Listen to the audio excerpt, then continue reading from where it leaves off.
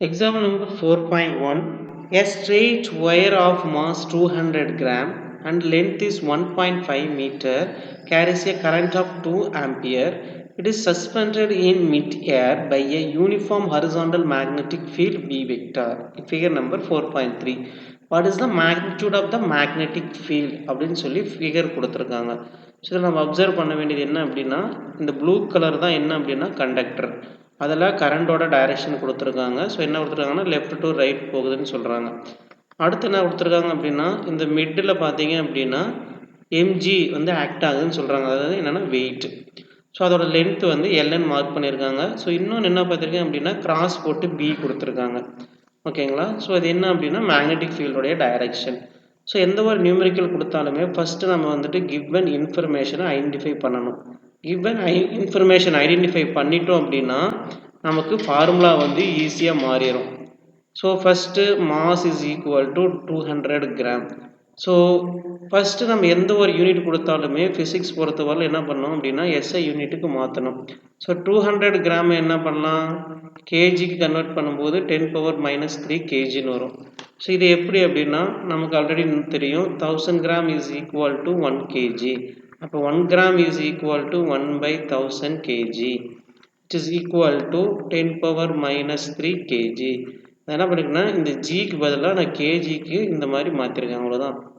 So இது வந்து நம்ம 11th படிச்சிருப்போம். ஸோ இருந்தாலும் நான் ரீகால் பண்ணிடுறேன். ஸோ செகண்ட் வந்து என்ன பண்ணுறோம் அப்படின்னா லென்த் வந்து கொடுத்துருக்காங்க. So length is L nothing but 1.5 metre. So metre வந்துட்டு SI unit. So no need to change.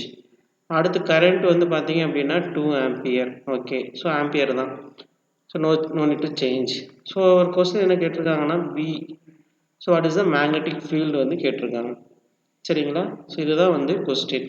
So question புரியல அப்படின்னா ஒரு தடவைக்கு 2 தடவை ரீட் பண்ணோம் அப்படின்னா நமக்கு ஈஸியாக ஆன்சர் போட்டுடலாம். So solution. ஸோ நமக்கு வந்து மேக்னெட்டிக் ஃபீல்டு தான் கேட்குறாங்க வேல்யூ. நமக்கு தெரிஞ்சது எல்லாமே ஒரே ஒரு ஃபார்முலா தான்.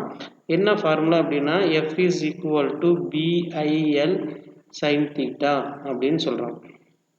இதில் எஃப் என்னன்னா அப்படின்னா மேக்னெட்டிக் ஃபீல்டுடைய ஃபோர்ஸ், எஃபின்னு கூட சொல்லலாம். சரிங்களா? ஸோ இதிலிருந்து நம்ம என்ன பண்ணோம் அப்படின்னா மேக்னெட்டிக் ஃபீல்டு கண்டுபிடிக்கணும். அதாவது இந்த வேல்யூ கண்டுபிடிக்கணும். சரி, இப்போ நம்ம கிவன் இன்ஃபர்மேஷனில் எல்லாமே இருக்குதான்னு பார்க்கலாம். ஸோ ஃபோர்ஸ் வந்து கொடுத்துருக்குறாங்களா? இல்லை. கரண்ட் கொடுத்துருக்காங்களா? கொடுத்துருக்காங்க. எல் கொடுத்துருக்காங்களா? கொடுத்துருக்காங்க. தீட்டா தீட்டா வந்து ஹிடன் இன்ஃபர்மேஷன், அதை நம்ம வந்து கண்டுபிடிக்கணும். சரி, ஓகே. ஃபஸ்ட்டு ஃபார்முலாவை ஐடென்டிஃபை பண்ணிடலாம். B is equal to magnetic force divided by IL sine theta. சரிங்களா? சரி, இப்போ ஆங்கிள் கண்டுபிடிக்கலாம். ஆங்கிள் கண்டுபிடிக்கிறது ஈஸி. என்ன அப்படின்னா கரண்ட் வந்து லெஃப்டில் இருந்து ரைட்டுக்கு போகுது. நெக்ஸ்ட் பார்த்தீங்க அப்படின்னா மேக்னெட்டிக் ஃபீல்டு வந்து ஒரு கிராஸ் போட்டு கொடுத்துருக்காங்க. அப்படின்னா என்னது, கிராஸ் போட்டோம் அப்படின்னா மேக்னெட்டிக் ஃபீல்டு வந்து இன்டு தி பிளேன் அர்த்தம். இன்டு தி பிளேன் அப்படின்னா பேப்பருக்கு உள்ளே அப்படின்னு அர்த்தம். அதே ஒரு டாட் வச்சு சர்க்கிள் போட்டிருந்தாங்க அப்படின்னா அவுட் டு தி பிளேன் அர்த்தம், அதாவது வெளியே. மேக்னெட்டிக் ஃபீல்டு வந்து பேப்பருக்கு உள்ளே இருந்து வெளியே வருது. அதே கிராஸ் போட்டிருந்தாங்க அப்படின்னா பேப்பருக்கு வெளியே இருந்து உள்ளே போகுதுன்னு அர்த்தம். ஸோ இப்போ நம்ம பேப்பருக்கு உள்ளே போகுது. இப்போ இந்த ரெண்டுக்கும் உள்ள ஆங்கிள் பார்த்தோம் அப்படின்னா என்னது, பெர்பெண்டிகுலர் டு ஈச் அதர் அப்படின்னா 90 டிகிரி. சரிங்களா? சரி, இப்போ நமக்கு ஃபோர்ஸுடைய வேல்யூ தெரியணும். ஆனால் ஃபோர்ஸோட வேல்யூ இங்கே எங்கேயுமே கொடுக்கல. ஸோ நமக்கு தெரிஞ்ச ஒரே ஃபார்முலா என்னது, எஃப் இஸ் ஈக்குவல் டு எம்ஏங்கிற ஃபார்முலா மட்டும் தான் தெரியும்.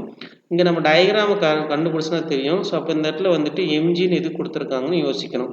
ஸோ அதுக்கு முன்னாடி கொஸ்டின் ஒரு ரீட் பண்ணால் நமக்கு ஈஸியாக புரியும். இட் இஸ் சஸ்பெண்டட் இன் மிட்-ஏர் அப்படின்னா இந்த ராடை என்ன பண்ணியிருக்காங்க அப்படின்னா தொங்க விடுறாங்கன்னு அர்த்தம். அப்போ நம்ம தொங்க விடும்போது என்ன தெரியும், இந்த ராடில் டென்ஷன் ஆக்ட் ஆகும். அதை பேலன்ஸ் பண்ணுறதுக்கு வெயிட் வந்து ஆக்ட் ஆகும். நம்ம 11th படிச்சிருப்போம். ஸோ அதை தான் என்ன சொல்கிறாங்க அப்படின்னா அந்த மேக்னெட்டிக் ஃபோர்ஸை வந்து பேலன்ஸ் பண்ணுறதுக்கு என்ன நடக்குது அப்படின்னா வெயிட் வந்து ஒர்க் பண்ணுதுன்னு அர்த்தம். இப்போ மேக்னெட்டிக் ஃபோர்ஸ் என்ன சொல்கிறாங்க அப்படின்னா எம்ஜி அப்படின்னு சொல்லிடுறாங்க. ஏன்னா வெயிட்டோட ஃபார்முலா வந்து நமக்கு எம்ஜி. ஸோ தேர்ஃபோர் மேக்னெட்டிக் ஃபீல்டோடைய ஃபார்முலா என்ன எழுதுறோம் அப்படின்னா m into g divided by il sin theta அப்படின்னு சொல்கிறாங்க. இப்போ g வேல்யூ வந்து நமக்கு தெரியாது, ஆனால் அது கான்ஸ்டன்ட்ன்றது எல்லாத்துக்குமே தெரியும். 9/8 metre per second square. Sometime என்ன பண்ணணும்னா 10 divided by metre per second ஸ்கொயர்னு சொல்லலாம். ஸோ அந்த ரெண்டு வேல்யூமே இங்கே வந்து கொஸ்டினில் கொடுக்கல. ஸோ நம்ம எந்த வேல்யூஸ் எடுத்துக்கலாம் அப்படின்னா, நம்மளுடைய கொஸ்டின் பேப்பரில் ஸ்டார்டிங் இன்ஸ்ட்ரக்ஷனுக்கு கீழே கொடுத்துருப்பாங்க g is equal to 9.8 metre per second square or 10 metre per second ஸ்கொயர்னு கொடுத்துருக்காங்களான்னு செக் பண்ணியிருக்கணும். ஓகேங்களா? ஸோ அந்த வேல்யூ தான் நம்ம சப்ஸ்டியூட் பண்ணணும். ஸோ இப்போ சப்ஸ்டியூட் பண்ணிடலாமா? ஸோ 9.8 கொடுத்துருந்தாங்க அப்படின்னா 9.8 எடுக்கணும். ஸோ மாஸோட வேல்யூ என்ன கொடுத்துருக்காங்க? 200 into 10⁻³ ஸோ ஜியோட வேல்யூ 9.8, ஐயோட வேல்யூ 2, லென்த்தோட வேல்யூ 1.5. ஸோ இங்கே வந்து சைன் தீட்டா வந்துட்டு 90 டிகிரி. ஸோ சைன் 90 வந்து நமக்கு எல்லாருமே வேல்யூ தெரியும். ஸோ என்ன பண்ணலாம் அப்படின்னா, இதெல்லாம் பாசிபிள்லாம் கேன்சல் பண்ண முடியுமோ பண்ணிடலாம். இது ரெண்டையும் கேன்சல் பண்ணோம் அப்படின்னா 100 ஆயிரும். ஸோ நமக்கு ஃபைனலாக என்ன கிடைக்கும்? 100 into 10⁻³ 9.8 divided by 1.5ன்னு தெரியும். இதை வந்து சிம்பிளிஃபை பண்ணிடலாம். இப்போ 100 வந்து எப்படி எழுதலாம் அப்படின்னா 10⁻²ன்னு எழுதலாம். 10⁻²வும் 10⁻³ இருக்குது. அப்போ என்னவா மாறும்? 9.8 divided by 1.5 into 10⁻⁻1ன்னு கிடைக்கும். இப்போ நம்ம இது வந்து சால்வ் பண்ணணும். ஸோ எப்படி சால்வ் பண்ணலாம்? ஸோ பேசிக் எப்படி பண்ணுவோம்?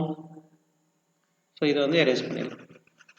ஸோ டெசிமலில் இருக்குது, நம்ம வந்து டிவிசிபிள் பண்ணணும் அப்படின்னா லாகரிதமிக் வச்சு பண்ணலாம். இல்லை அப்படின்னா 9.8ம் 1.5ம் என்ன பண்ணலாம்? மேலே கீழே நியூமினேட்டர் டினாமினேட்டர் என்ன பண்ணலாம்? 10ஆல் மல்டிப்ளை பண்ணோம் அப்படின்னா 98/15 மாறிடும். இது நார்மல் டிவிஷனுக்கு போகலாம். So 98/15. So 6 15s are 90. So அப்போ பேலன்ஸ் 8 இருக்கும். டெசிமல் வச்சோம் அப்படின்னா 0. So 5 15s are 75. Balance 5 0 5. So 3 times வரும். 3 டைம்ஸ் வந்துச்சு அப்படின்னா 45. பேலன்ஸ் 5. ஸோ ரிப்பீட்டட் ஆகும். ஸோ ஃபைனலாக என்ன எழுதலாம்? 6.53 into 10⁻⁻1 டெஸ்லா அப்படின்னு சொல்லி எழுதிடலாம். இல்லை அப்படின்னா எனக்கு பவரில் வேண்டாம், நார்மலாக எழுதணும் அப்படின்னா என்ன பண்ணலாம்? ஆர் போட்டு magnetic field is equal to 0.653 Tesla அப்படின்னு எழுதினா போதும். ஸோ யூனிட் வந்து கம்பல்சரியாக மென்ஷன் பண்ணணும். கம்பல்சரியாக மென்ஷன் பண்ணலை அப்படின்னா வேல்யூவேஷன் என்ன பண்ணுவாங்கன்னா ½ மார்க் ரெடியூஸ் பண்ணிடுவாங்க. சப்போஸ் இதில் வந்து டைரக்ஷன் கேட்குறாங்க வச்சுக்கோங்க, அந்த மேக்னெட்டிக் ஃபீல்டோடைய ஃபோர்ஸோடைய டைரக்ஷன் அப்படின்னு கேட்குறாங்க அப்படின்னா, ஸோ நமக்கு என்ன பண்ணலாம் அப்படின்னா ஃப்ளமிங் லெஃப்ட் ஹேண்ட் ரூலை யூஸ் பண்ணலாம். ஃப்ளமிங் லெஃப்ட் ஹேண்ட் ரூல் என்ன சொல்லுது? நமக்கு தெரியும், தம் ஃபிங்கர் வந்துட்டு ஃபோர்ஸ் இண்டிகேட் பண்ணுது, நம்மளுடைய இண்டெக்ஸ் ஃபிங்கர் என்ன பண்ணுது? மேக்னெட்டிக் ஃபீல்டை பண்ணுது, நம்மளுடைய மிடில் ஃபிங்கர் என்ன பண்ணும்? கரண்ட் வந்து இண்டிகேட் பண்ணும். ஸோ அதுதான் வந்துட்டு FBIன்னு சொல்லி லெஃப்ட் ஹேண்ட் ரூல் வந்து சொல்லுது. ஸோ இங்கே கொடுத்துருக்க டைரக்ஷனில் பார்த்தீங்க அப்படின்னா மேக்னெட்டிக் ஃபீல்டு வந்து கிராஸ் கொடுத்துருக்காங்க. ஸோ பேப்பருக்குள்ளே உள்ளே போகிற மாரி நம்ம என்ன பண்ணோம் அப்படின்னா இண்டெக்ஸ் ஃபிங்கரை வைக்கணும். ஸோ கரண்ட் வந்துட்டு லெஃப்ட் டு ரைட் கொடுத்துருக்காங்க. ஸோ அப்போ நம்மளுடைய மிடில் ஃபிங்கர் என்ன பண்ணணும்? லெஃப்ட் டு ரைட் கொடுத்துருக்கணும். ஸோ அந்த மாதிரி வச்சோம் அப்படின்னா நம்மளுடைய தம் ஃபிங்கர் என்ன பண்ணோம் அப்படின்னா அப்வர்ட் டைரக்ஷனில் காமிக்கும். ஸோ இந்த மேக்னெட்டிக் ஃபோர்ஸ் வந்து என்ன டைரக்ஷனில் இருக்குது? அப்வர்ட் ஃபோர்ஸ் அப்வர்ட் டைரக்ஷன் அப்படின்னு சொல்லிடணும். அவ்வளோதான் அந்த நியூமெரிக்கல்.